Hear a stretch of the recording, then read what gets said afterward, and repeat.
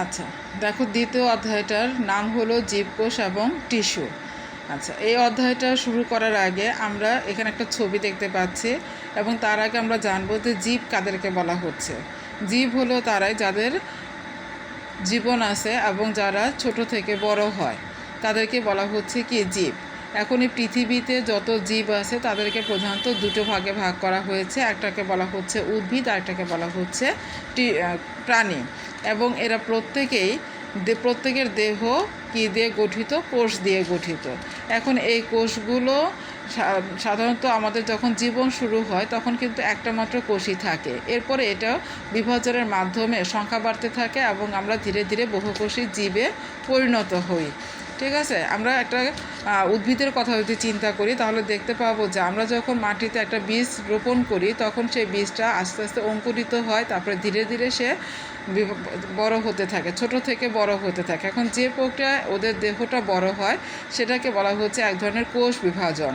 তোমরা ক্লাস 8-এ পড়েছিলে যে জীবদেহ যে প্রক্রিয়া বৃদ্ধিপ্রাপ্ত হয় সেটাকে বলা হচ্ছে মাইটোসিস পদ্ধতি, এবং এদের জননকোষ যে প্রক্রিয়ায় বিভক্ত হয় তাদেরকে বলা হয়েছিল মিওসিস পদ্ধতি। এছাড়া আরও একটা পদ্ধতিতে কোষ বিভাজন হয়, সেটা হলো অনুন্নত এবং এককোষী জীবদের ক্ষেত্রে, সেটাকে বলা হচ্ছে অ্যামাইটোসিস পদ্ধতি। তো এখন আমরা এখানে এই জীবের কোষ এবং টিস্যু নিয়ে পড়ব। টিস্যুটা কি? টিস্যু হলো সেটাই যে একই জাতীয় কোষ, তাদের গঠন একরকম হবে, তাদের কাজটা হবে একরকম, এবং তারা একসঙ্গে মিলে একটা কাজকে সম্পূর্ণ করার জন্য তৈরি হবে, সেগুলোকে বলা হবে টিস্যু। ঠিক আছে, অর্থাৎ কতগুলো কোষের সমষ্টিকে বলা হবে, একই জাতীয় কোষের সমষ্টিকে বলা হবে টিস্যু। এবার আমরা দেখব জীবকোষ। জীবকোষটা কি? যা আমরা আগে জেনেছিলাম যে জীবদেহ আমাদের কী দিয়ে গঠিত? কোষ দিয়ে গঠিত। সেই জন্য কোষের সংজ্ঞাটা হিসেবে আমরা কি বলি? যে জীবদেহের গঠন এবং কাজের একককে বলা হচ্ছে কোষ। ঠিক আছে, তাহলে জীবদেহের গঠনকারী একককে বলা হবে জীবকোষ। কোনো বিজ্ঞানী জীবকোষকে জীবদেহের গঠন এবং জীবজ ক্রিয়াকলাপের একক হিসেবে বর্ণনা করেছেন। সেরকম দুজন বিজ্ঞানী যেমন ছিলেন লোয়ি এবং সিকেভিস, তারা 1969 সালে বৈষম্য ভেদ্য পর্দা দিয়ে আবৃত। এবার এখানে একটা শব্দ আসলো, বৈষম্য ভেদ্য পর্দা। তোমাদের নিশ্চয়ই মনে আছে ক্লাস 8-এ আমরা যখন ব্যাপন, অভিশ্রবণ এবং প্রশোধন প্রক্রিয়াটা পড়েছিলাম, ওখানে অভিশ্রবণের মধ্যে গিয়ে আমরা 3 ধরনের পর্দার কথা পড়েছিলাম বা জেনেছিলাম। তাদের মধ্যে একটা ছিল বৈষম্য ভেদ্য পর্দা 3 রকম, একটা হলো অভেদ্য পর্দা, একটা ভেদ্য পর্দা, আর একটা ছিল অর্ধভেদ্য পর্দা। তো এই 3 ধরনের পর্দাকে বলা হচ্ছে এক নামে বৈষম্য ভেদ্য পর্দা। তাহলে এই বৈষম্য ভেদ্য পর্দা দিয়ে আবৃত এবং জীবজ ক্রিয়াকলাপের একক যা অন্য সজীব মাধ্যম ছাড়াই নিজের প্রতিরূপ তৈরি করতে পারে, এমন সত্তাকে বলা হয়েছিল কোষ। ঠিক আছে, এখন তো আমরা ক্লাস 9-এ পড়ি, সেই জন্য মানে একটু বিস্তারিত লেখা। ক্লাস 8-এ কিন্তু এত লেখা ছিল না, সংক্ষেপে লেখা ছিল। কোষের প্রকারভেদ। দেখো, সকল জীবকোষ একরকম নয়, এদের মধ্যে গঠনগত পার্থক্য যেমন আছে তেমনি আছে এদের সরি আকৃতি এবং কাজের পার্থক্য। নিউক্লিয়াসের গঠনের ভিত্তিতে কোষকে বলা হচ্ছে 2 ধরনের, একটাকে বলা হচ্ছে আদিকোষ এবং একটাকে বলা হচ্ছে প্রকৃত কোষ। তোমরা তো জানো যে নিউক্লিয়াস কি। আমরা যখন উদ্ভিদ কোষ এবং প্রাণী কোষ পড়েছিলাম ওখানে দেখেছিলাম যে কোষের মধ্যে একটা অঙ্গ ছিল যেটা হলো নিউক্লিয়াস, যেটাকে বলা হয়েছিল কোষের প্রাণ। এখন কখনো মানে অনুন্নত প্রাণীদের দেখে এই নিউক্লিয়াসটা সুগঠিত ছিল না। যে নিউক্লিয়াসটা সুগঠিত না সেটা আবার কীভাবে বোঝা যাবে? নিউক্লিয়াসটার মধ্যে 5টি অংশ থাকার কথা, সে 5টি অংশের যদি একটা অংশ অনুপস্থিত থাকে বা 2-3টা অংশ যদি অনুপস্থিত থাকে তাহলে কিন্তু সেটা হলো কি অসম্পূর্ণ নিউক্লিয়াস। আচ্ছা, আর যেটার মধ্যে সবগুলো থাকবে সেগুলোকে বলা হবে সুগঠিত নিউক্লিয়াস। তাহলে এই কোষের উপর ভিত্তি করে এদেরকে 2টো ভাগে ভাগ করেছে, একটাকে বলা হচ্ছে আদিকোষ আর একটাকে বলা হচ্ছে প্রকৃত কোষ। আদিকোষটা এটা আরেকটা নাম আছে প্রাককেন্দ্রিক কোষ। এই ধরনের কোষে কোনো সুগঠিত নিউক্লিয়াস থাকে না, এর জন্য এদেরকে আদি নিউক্লিয়াসযুক্ত কোষও বলা হয়। এসব কোষে নিউক্লিয়াসে কোনো পর্দা আবৃত থাকবে না, যেটা আমরা নিউক্লিয়ার পর্দা বলে থাকি ওইটা এখানে থাকবে না। তাই নিউক্লিয় বস্তুগুলো কি থাকবে? সাইটোপ্লাজমের মধ্যে ছড়ানো থাকবে। এসব কোষে কি থাকবে না, এসব কোষে থাকবে না হলো মাইটোকন্ড্রিয়া, প্লাস্টিড, এন্ডোপ্লাজমিক রেটিকুলাম ইত্যাদি অঙ্গাণু থাকবে না, তবে থাকবে হলো শুধুমাত্র রাইবোজোম। ক্রোমোজোমে কেবল ডিএনএ থাকে, যেমন নীলাভ, সবুজ, শৈবাল। শৈবাল কি আমরা যে শ্যাওলা বলি, সেই শ্যাওলার মধ্যে কিন্তু এই শৈবালগুলো থাকে। এবং ব্যাকটেরিয়া এক ধরনের কোষ পাওয়া যায়। তাহলে আমরা এই কোষটা কোন কোন প্রাণীদের ক্ষেত্রে পাবো? একটা হলো নীলাভ, সবুজ, শৈবাল, আরেকটা বলা হলো ব্যাকটেরিয়ার মধ্যে আমরা পাবো। ওদের দেহটা যে ধরনের সেটাকে বলা হচ্ছে আদি কোষ বা প্রাককেন্দ্রিক কোষ। এবার আমরা পড়ব প্রকৃত কোষ বা সুকেন্দ্রিক কোষ। এসব কোষের নিউক্লিয়াসের সুগঠিত, অর্থাৎ এখানে যে নিউক্লিয়াসের 5টি অংশ থাকার কথা, সেই 5টি অংশ এখানে বিদ্যমান থাকবে এবং নিউক্লিয় বস্তু পরিবেষ্টিত এবং সুগঠিত। এসব কোষের রাইবোজোম সহ সকল অঙ্গাণু উপস্থিত থাকে। ক্রোমোজোমে ডিএনএ, প্রোটিন, হিস্টোন এবং অন্যান্য উপাদান থাকে। অধিকাংশ জীবকোষই আমাদের কী ধরনের? প্রকৃত কোষ বা সুকেন্দ্রিক কোষ ধরনের। কাজের ভিত্তিতে প্রকৃত কোষকে আবার দুটো ভাগে ভাগ করে, একটাকে বলা হয় দেহকোষ, আরেকটাকে বলা হচ্ছে জননকোষ। এই কথাগুলো কিন্তু আমরা ক্লাস 8-এ পড়েছিলাম কোষ বিভাজনের মধ্যে। দেহকোষটাকে বলা হয়েছিল মাইটোসিস কোষ বিভাজনের মাধ্যমে হয়, আর জননকোষটা সেটা বলা হয়েছিল মিওসিস কোষ বিভাজনের মাধ্যমে হয়। এবার দেখো দেহকোষ। বহুকোষী জীবের দেহ গঠনের এসব কোষ অংশগ্রহণ করে। মাইটোসিস পদ্ধতিতে বিভাজনের মাধ্যমে দেহকোষ বিভাজিত হয় এবং এভাবে দেহের বৃদ্ধি ঘটে। বিভিন্ন তন্ত্র ও অঙ্গ প্রত্যঙ্গ গঠনে দেহকোষ অংশ নেয়। জননকোষটা হলো যৌন প্রজনন ও জনক্রম দেখা যায় এমন জীবের জননকোষ উৎপন্ন হয়। মিওসিস পদ্ধতিতে জনন মাতৃকোষের বিভাজন ঘটে এবং জননকোষ উৎপন্ন হয়। অপত্য জননকোষে ক্রোমোজোম সংখ্যা মাতৃকোষে ক্রোমোজোমের সংখ্যার অর্ধেক থাকে। পুং এবং স্ত্রী জননকোষের মিলনের ফলে নতুন যে গঠনের দেহ গঠনের সূচনা করে। পুং এবং স্ত্রী জননকোষের মিলনের ফলে সৃষ্ট এই কোষটিকে বলা হচ্ছে কি? জাইগোট। তাহলে জাইগোট হলো আমাদের পুং এবং স্ত্রী জননকোষ মিলনের যে প্রথম যে ধাপটা, সেটাকে বলা হচ্ছে জাইগোট। এবার দেখো আমাদের ছোট ক্লাসের একটা পড়া এখানে দেওয়া আছে, সেটা দেখো। এই ছবিটা তোমরা কি এর আগে কখনো দেখেছিলে? 6 এবং 7 আমরা কিন্তু এই উদ্ভিদ কোষ এবং প্রাণী কোষের চিত্রটা দেখেছিলাম, এঁকেও ছিলাম, পরীক্ষাও আসে, তাই না? দেখো উদ্ভিদ কোষের মধ্যে আমরা কি দেখতে পাচ্ছি? একটা বড় ফাঁকা জায়গা, তাই না? এটা হলো আমাদের উদ্ভিদ কোষের একটা প্রধান বৈশিষ্ট্য এবং এই কারণে এই নিউক্লিয়াসটা কিন্তু কেন্দ্রে অবস্থান করতে পারছে না, যেহেতু কেন্দ্রের মানে এই কোষের বেশিরভাগ জায়গাটাই এই কোষ গহ্বর কী করে? দখল করে নেয়। সেজন্য এই নিউক্লিয়াসটা কিন্তু কোষের বাইরে এবং এর দেহে আরেকটা প্রধান অঙ্গ থাকে, সেটাকে বলা হচ্ছে প্লাস্টিড।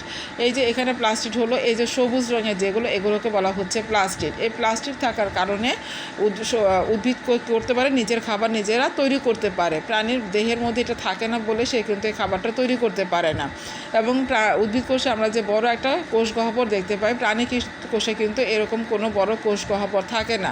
যদি থাকে কোনো প্রাণীতে, তাহলে সেটা থাকবে ছোট এবং সংখ্যা থাকবে 1-এর অধিক।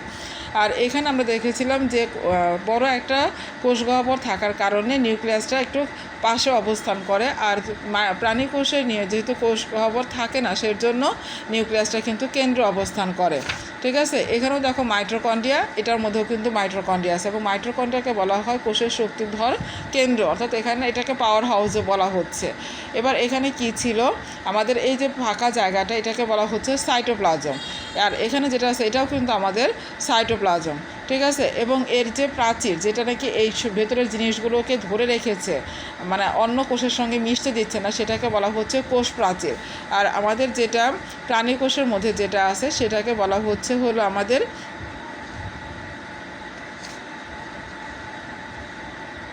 এই প্রাচীরটার নামটা এখানে ওইভাবে কিন্তু দেয় না, এটাকে বলা হচ্ছে মাইক্রোভিলাস। মাইক্রোভিলাসটা হলো যে আঙ্গুলের মধ্যে যে প্রক্ষিপ্ত যে অংশটা, এটাকে বলা হচ্ছে আমাদের মাইক্রোভিলাস। কিন্তু এর প্রাচীরটার নাম কিন্তু আমাদের এই বইতে কিন্তু ওইভাবে দেওয়া নাই, যেটা কি কোষ প্রাচীর না কি।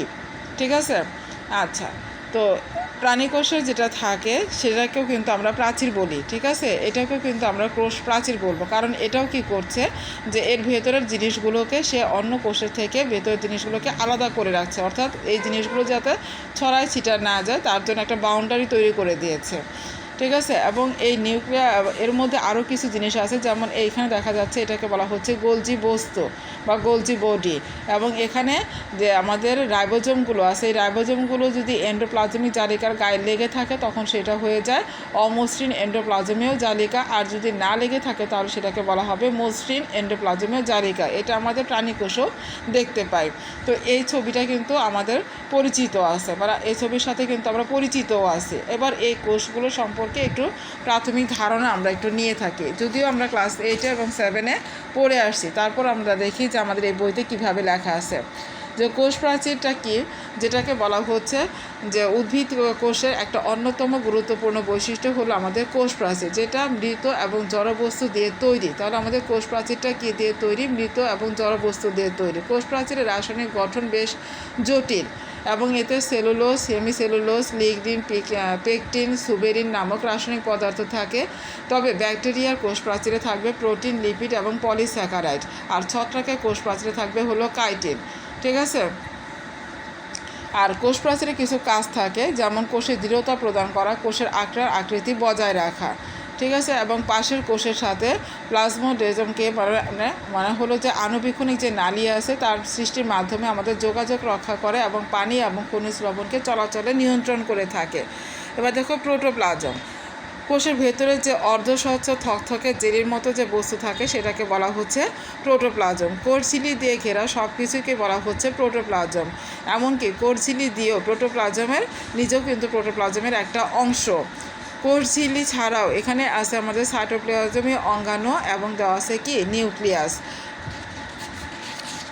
এটা আমরা পড়লাম হলো কোষ প্রাচীর, আর এটা পড়লাম হলো আমাদের প্রোটোপ্লাজম, যেটা প্রাণী কোষের মধ্যে ছিল। আচ্ছা, এবার দেখো কোষঝিল্লি। প্রোটোপ্লাজমের বাইরে 2 স্তরে যে স্থিতিস্থাপক পর্দা থাকে তাকে বলা হচ্ছে কোষঝিল্লি বা প্লাজমা লেমা। কোষঝিল্লির ভাঁজকে বলা হচ্ছে মাইক্রোভিলাস এবং এটি প্রধানত লিপিড এবং প্রোটিন দিয়ে তৈরি। কোষঝিল্লি একটি বৈষম্যভেদ পর্দা হওয়ায় অভিস্রবণের মাধ্যমে পানি এবং খনিজ লবণ চলাচলে কী করে? নিয়ন্ত্রণ করে থাকে এবং পাশাপাশি কোষগুলোকে পরস্পর থেকে পৃথকও করে। এই অংশটুকু আমরা কোথায় দেখেছিলাম? এই অংশটুকু কিন্তু আমরা এই আগের যে চিত্রটা পড়েছিলাম প্রাণী কোষ, এই প্রাণী কোষের এই যে জায়গাটা। ঠিক আছে, দেখো এখানে মাইক্রোভিলাসটা দেওয়া আছে। আচ্ছা, এবার আমরা পড়ব সাইটোপ্লাজমীয় অঙ্গাণু। অর্থাৎ সাইটোপ্লাজমের মধ্যে যে অঙ্গগুলো থাকে সেগুলোকে বলা হচ্ছে সাইটোপ্লাজমীয় অঙ্গাণু। এর মধ্যে আমাদের অনেকগুলো অঙ্গ থাকে, তার কয়েকটা বর্ণনা এখানে দেওয়া আছে। যেমন প্রথমে দেওয়া আছে মাইটোকন্ড্রিয়া। শ্বসনে অংশগ্রহণকারী এই অঙ্গাণুটি 1898 সালে বেন্ডা এটা আবিষ্কার করেন। তিনি 2 স্তর বিশিষ্ট আবরণী বা ঝিল্লি দিয়ে ঘেরা। উনি বলেন ভেতরের স্তরটিকে একটু ভাঁজ দেওয়া থাকে, যেগুলোকে আমরা ক্রিস্টি বলি, এবং এটা দেখতে অনেকটা আঙ্গুলের মতো, প্রক্ষিপ্ত আঙ্গুলের মতো, যে একটা আঙ্গুল আরেকটা আঙ্গুলের মধ্যে দিয়ে ঢুকে থাকে এরকম। এগুলোকে বলা হচ্ছে ক্রিস্টি। এবং ক্রিস্টির গায়ে কিন্তু ছোট ছোট বিন্দুর মতো গোলাকার বস্তু লেগে থাকে, ওগুলোকে বলা হচ্ছে অক্সিজোম। এবং অক্সিজেন উৎসেচকগুলোতে সাজানো থাকে। মাইটোকন্ড্রিয়ার ভেতরে একটা জেলির মতো অংশ থাকে ফাঁকা জায়গাটা জুড়ে, সেটাকে বলা হচ্ছে কি ম্যাট্রিক্স। এই যে বর্ণনাগুলো পড়ে যতটুকু না বুঝতে পারলাম, আমরা যদি এই ছবিটা দেখি তাহলে কিন্তু স্পষ্ট বুঝতে পারবো। এটা হলো আমাদের মাইটোকন্ড্রিয়ার লম্বচ্ছেদের ছবি। এখানে দেখো যে আমাদের প্রথমে কিন্তু বলেছিল এটা 2টা লেয়ার থাকবে। এই যে 2টা লেয়ার, এটা হলো বাইরের লেয়ার, এটাকে বলা হচ্ছে ভেতরের বা অন্ত লেয়ার। এবং এখানে আমাদের এই যে আঙ্গুলের মতো যে প্রক্ষিপ্ত অংশগুলো ভেতরের দিকে ঢুকানো থাকে এটাকে বলা হচ্ছে ক্রিস্টি। এই ক্রিস্টির গায়ে এই যে ছোট ছোট যে বিন্দুর মতো দেখতে পাচ্ছ এগুলোকে বলা হচ্ছে অক্সিজেন। আসলে এই অক্সিজেনগুলো এরকম না, এই অক্সিজেনগুলো অনেকটা হলো এরকম দেখতে, বাল্বের মতো, এরকম বাল্বের মতো এরকম করে লাগানো থাকে। এবং এর ভেতরে যে ফাঁকা জায়গাগুলো সবুজ রং করা এটাকে বলা হচ্ছে ম্যাট্রিক্স। তাহলে এটাকে বলা হচ্ছে ঝিল্লি, এটা ক্রিস্টি, এটা অক্সিজম, আর এটাকে বলা হচ্ছে ম্যাট্রিক্স। এই কয়টা অংশ নিয়ে আমাদের একটা মাইটোকন্ড্রিয়া গঠিত হয়। আচ্ছা, এবার দেখো প্লাস্টিড। এটা কিন্তু আমাদের বলা হয়েছিল উদ্ভিদ কোষে থাকবে, প্রাণী কোষে কিন্তু প্লাস্টিড থাকবে না। এবং এই প্লাস্টিড থাকার কারণে উদ্ভিদ কী করতে পারে? নিজেদের খাবার নিজেরা তৈরি করতে পারে।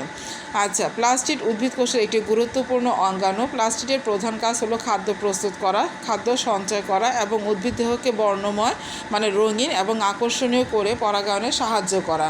এখন পরাগায়নের জন্য উদ্ভিদের কোন অংশটা কাজ করে? সাধারণত ফুল এই পরাগায়নের কাজটা সংগঠিত করে থাকে।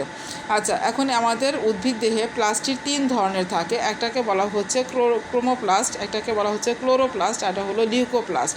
তো প্রথমে আসে আমাদের ক্লোরোপ্লাস্ট। ক্লোরোপ্লাস্টটা হলো সবুজ রঙের প্লাস্টিক। এটা সাধারণত থাকে হলো পাতা, কচি কাণ্ড এবং অন্যান্য যে সবুজ অংশ সেখানে আমরা এটা পাই। প্লাস্টিকে গ্রানা থাকে, যে গ্রানা অংশ সূর্যালোকে আবদ্ধ করে রাসায়নিক শক্তিতে রূপান্তরিত করে। এই আবদ্ধ সৌরশক্তি স্ট্রোমাতে অবস্থিত উৎসেচকের সাহায্যে কী করবে,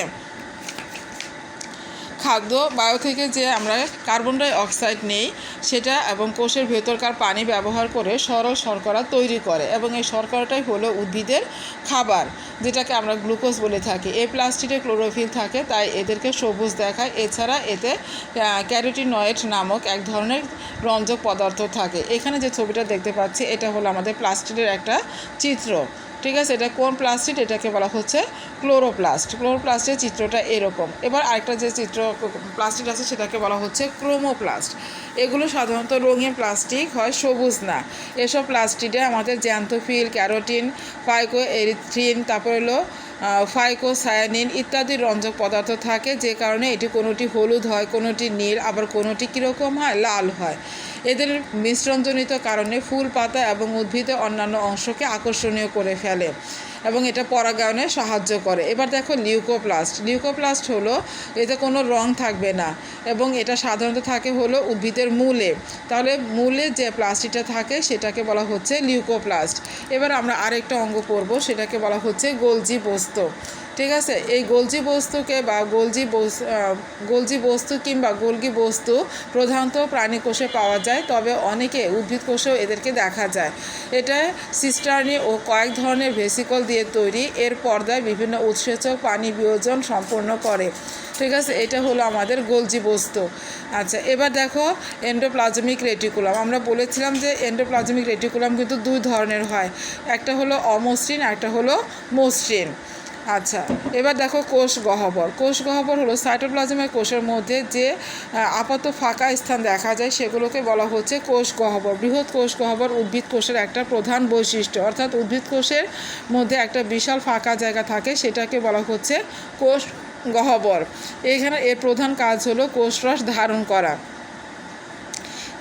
এছাড়াও এরা বিভিন্ন ধরনের অজৈব লবণ, আমিষ, শর্করা, চর্বিজাতীয় পদার্থ ইত্যাদি এখানে কি করে, এই রসের মধ্যে থাকে। আচ্ছা, এবার দেখো লাইসোজোম। লাইসোজোম প্রাণীকোষের জীবাণুর হাত থেকে রক্ষা করাই হলো এর কাজ। এর উৎসেচকে আগত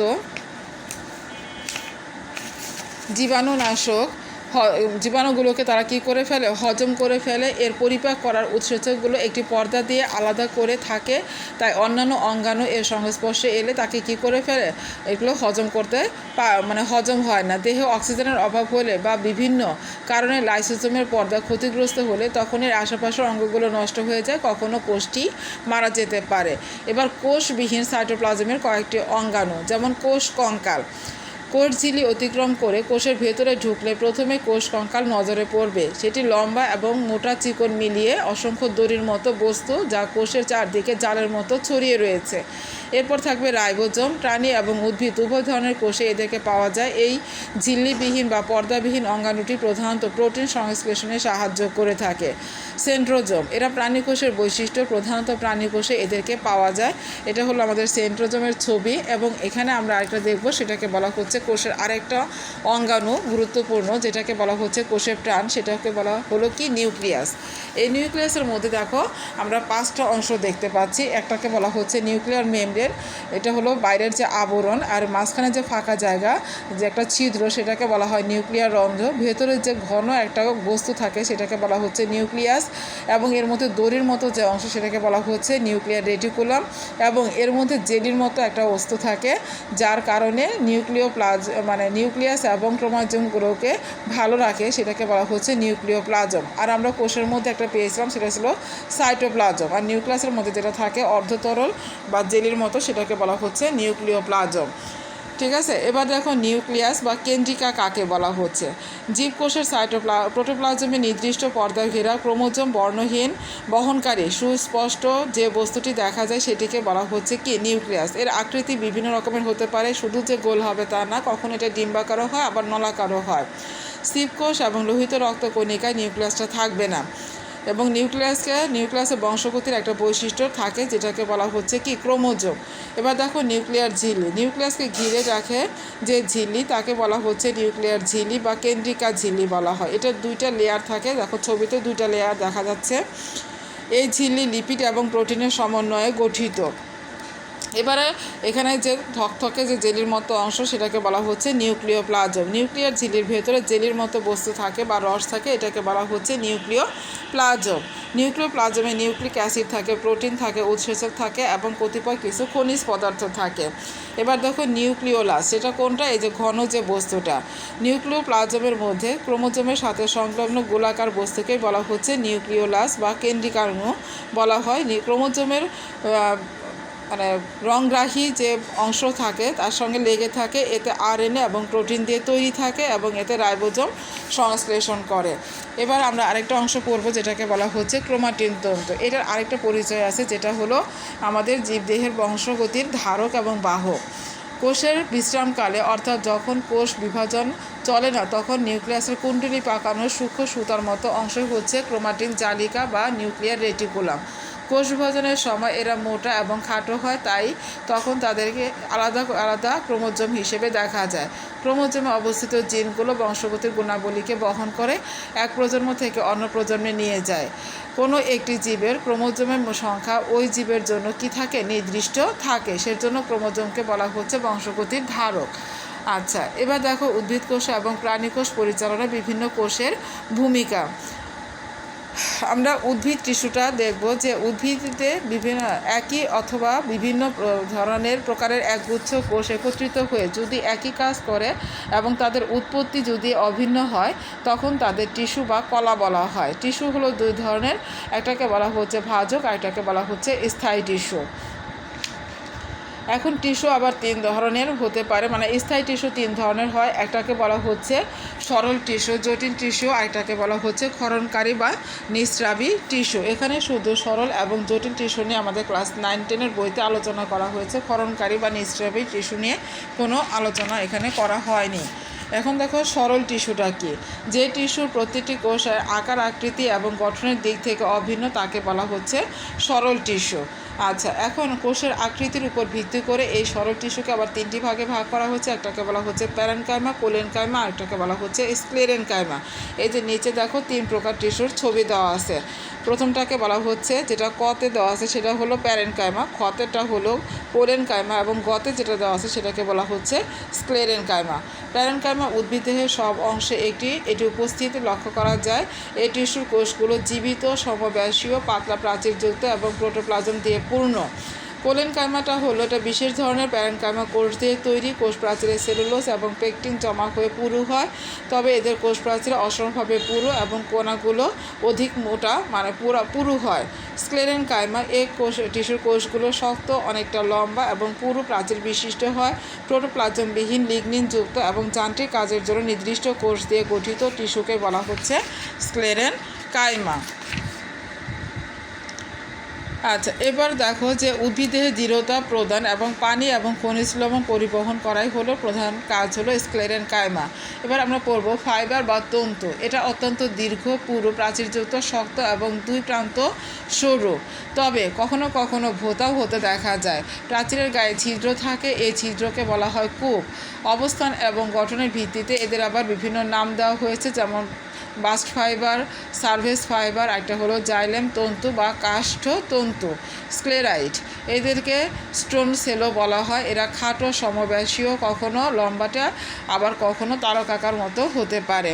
এবার আমরা আরেকটা টিস্যু পড়ব, সেটাকে বলা হচ্ছে জটিল টিস্যু।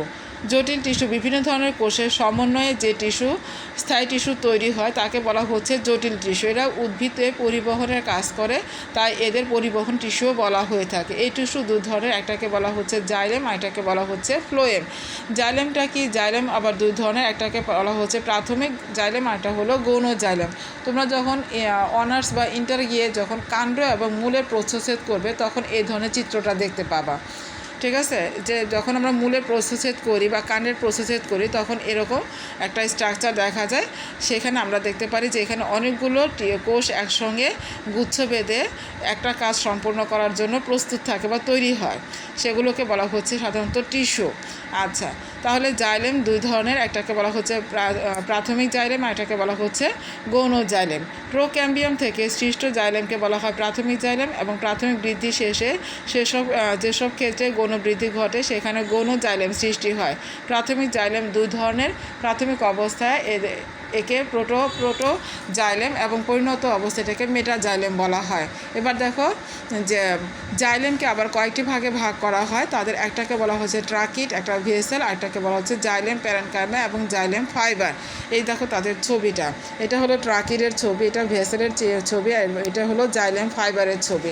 ট্রাকিটটা হলো উদ্ভিদের একটা লম্বা কোষ, এর প্রান্তদ্বয় সরু এবং সুচালো। দেখো এটার দুই প্রান্তই হলো কি লম্বা এবং সরু এবং সুচালো। প্রাচীরটি লিগনিন জমা হয়ে পুরু হয় এবং এর অভ্যন্তরে গহ্বর বন্ধ হয়ে যায়, ফলে পানির চলাচলের পাশাপাশি জোড়া কূপের মাধ্যম হয়ে থাকে। প্রাচীরের পুরুত্ব কয়েক ধরনের হয়, যেমন বলয়াকার, সর্পিলাকার, সোপানাকার, জালিকাকার কিংবা কুপাকৃত। ভেসেলটা দেখো, ভেসেল কোষগুলো খাটো চোঙের মতো, কোষগুলো একটির মাথায় আরেকটি সজ্জিত হয় এবং প্রান্তীয় প্রাচীরটি গলে গিয়ে একটি দীর্ঘ নলের মতো অঙ্গের সৃষ্টি করে। এবার দেখো জাইলেম প্যারেনকাইমা।